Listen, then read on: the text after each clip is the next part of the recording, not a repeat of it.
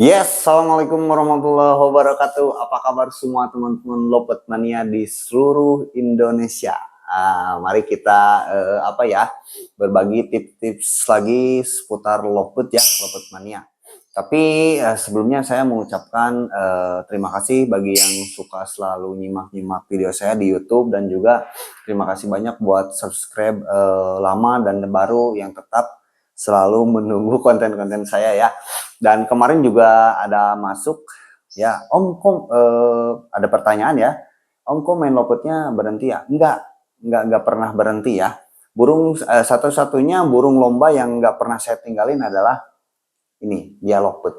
Lopet itu nggak pernah saya tinggalin karena ya, bagi yang menyimak dari dulu konten-konten saya selalu mengatakan kalau dulu pas waktunya drop-dropnya Lopet di dunia gantangan itu sulit ya, banyak yang berhenti juga. Saya nggak pernah ninggalin Lopet dan saya masih tetap berbagi tips, ada yang secara langsung lewat WhatsApp, juga ada juga media sosial lainnya ke saya langsung gitu.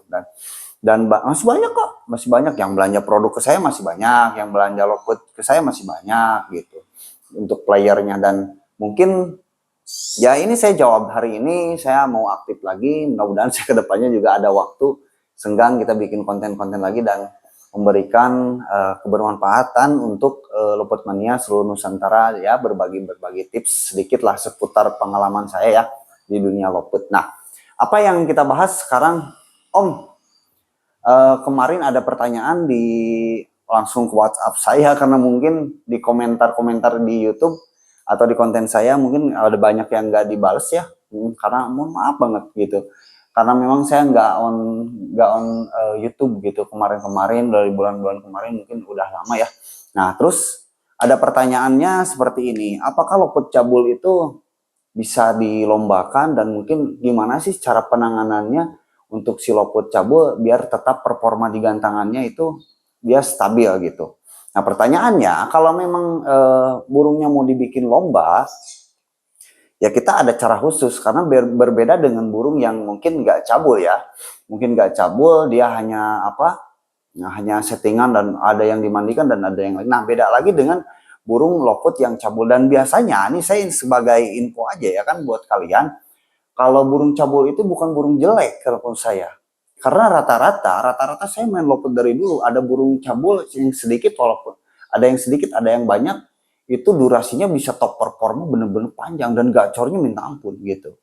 Karena untuk burung Lopet yang cabul seperti itu tuh nggak tahu ya, karena memang dianugerahkannya seperti itu, selalu bagus gitu. Cuman dalam hati kita merasakan, loh, ada yang kurang gitu ya, burung bagus tapi tetap aja nggak sek sama hati karena bulunya yang rusak gitu. Biasanya kalau nggak di bulu dada, di bulu sayap, ada juga sampai total semua habis, eh, bulunya tuh sampai habis, ada yang seperti itu. Tapi kalau kita tidak tepat penanganannya dan tidak tepat cara perawatannya, apalagi untuk burung lomba ya, mungkin agak sulit ya kan, agak sulit untuk mengendalikan si burung Lopet supaya berhenti dia cabut bulunya untuk si Lopet tersebut. Nah, gitu. Dan sebagai saya ingin membedakan antara, di sini saya ingin jelasin dulu antara over birahi sama over emosi. Nah, dan yang paling kita sering salah persepsikan adalah Lopet yang cabut bulu itu adalah over birahi yang terlalu tinggi. Kalau menurut saya sih kurang tepat gitu, kurang tepat. Dan itu mungkin saya sudah jelaskan di tahun-tahun yang lalu di konten bahwa perbedaan antara over emosi dan over birahi itu berbeda ya kan. Nah, saya gambarkan seperti ini aja ya. Kalau Lopet over emosi, dia totalnya benar-benar udah terlalu over emosi.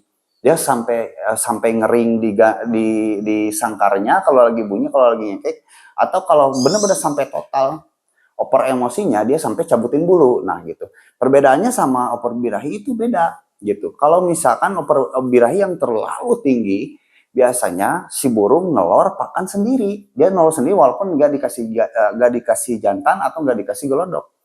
Nah, itu terlalu over over apa? Itu dari segi tingkatannya oper birahi atau sama oper emosi. Nah, untuk oper birahi itu sampai dia nalor sendiri, itu tingkatannya benar-benar oper birahi yang terlalu tinggi. Kalau misalkan oper emosi, dia sampai tingkatan tertingginya oper emosi, dia bisa cabutin bulunya sendiri. Nah, seperti itu. Apalagi ada yang ngapal seperti itu. Makanya ada beberapa pengalaman, mungkin Lopet Mania yang lain juga pernah mengalami, kok burung sehabis ngapal biasanya ngekeknya panjang dan juga gacor banget, ya itu karena dia juga siklusnya seperti itu, karena siklus lopet itu seperti itu. Mau tidak mau kita kalau merawat lopet harus harus bisa menerima kalau misalkan itu siklus si lopet itu seperti itu. Kita nggak mungkin bisa gimana sih caranya supaya lopet itu biar nggak oper emosi atau nggak oper birahi. Nggak bisa, karena siklus lopet itu seperti itu. Mungkin kalau cara pencegahannya mungkin kita bisa. Ada cara pencegahannya, ada yang mandi malam, ada yang dikasih untulan, ada yang dikasih pakan polos, ada yang dikasih timun, ada yang dikasih berbagai macam cara untuk seorang perawat untuk biar lopetnya stabil di gantangan. Seperti itu. Saya jelaskan seperti ini karena banyak yang keliru gitu. Juga itu pengalaman saya ya. Dan mungkin tips bagi yang punya lopet cabut bulu, biar dia performa di gantangan, ya ada baiknya jangan ditaruh sangkar di bulat seperti ini. Gitu. Caranya gampang sih, gampang caranya. Kita pilih sangkar yang kotak atau 1/4 yang agak kecilan boleh. Yang penting kandang kotak, enggak di kandang bulat seperti ini hariannya gitu. Nah, ditaruh di situ, dikasih cepuk mandi yang besar di situ, dan hariannya di situ kasih 2 tangkringan sisi sama sisi gitu. Kasih 2 tangkringan biar dia bolak-balik seperti itu. Fungsinya apa Om? Fungsinya biar dia terbang bebas, biar dia melepaskan oper emosinya, dia main-main sendiri. Dan biasanya saya kasih kayu kerikitan untuk disangkar sangkar kotaknya, dia kasih kayu kerikitan yang di sama sisi ya, sisi 1, sisi 2, dan pakannya itu bebas sih sebenarnya. Bebas. Kalau untuk pakan, kalau misalkan dia pakannya seperti pakan kenceng gitu, ya sudah lanjutin aja dia pakan kenceng seperti itu. Karena pakan yang tinggi itu tidak mempengaruhi dia untuk menaikkan oper emosi, enggak gitu. Pakan yang tinggi atau kencang dia biasanya untuk mempengaruhi dia oper birahi. Nah, seperti itu. Jadi kalau misalkan kita punya burung yang mengalami oper emosi, kita jangan turunkan oper emosinya, tapi kita malah harus menaikkan oper birahinya yang harus tinggi. Seperti itu. Jadi dibalik, kalau misalkan kita punya burung lopet yang oper birahinya tinggi, nah kita dinaikkan oper emosinya. Jadi dibalik Om. Jadi kita terkadang burung oper birahi gitu ya kan, tapi kita malah turunkan oper birahi, malah nggak bunyi loh. Coba aja karena siklusnya seperti itu. Kalau menurut saya sih lebih dinaikkan. Kalau kita punya burung oper emosi, kita naikkan aja birahinya, kasih pakan kenceng atau jemur kenceng, itu juga sangat berpengaruh gitu bagi burung lopet. Nah, seperti itu. Jadi dibalik, kalau kita punya burung yang oper birahi, nah kita jangan turunkan oper birahinya, tapi naikkan oper emosinya gitu, naikkan emosinya gitu. Nah, naikkan emosinya seperti itu. Jadi ya itu makanya saya harus jelaskan di sini kenapa ada perbedaan antara oper emosi dan oper birahi, itu berbeda gitu.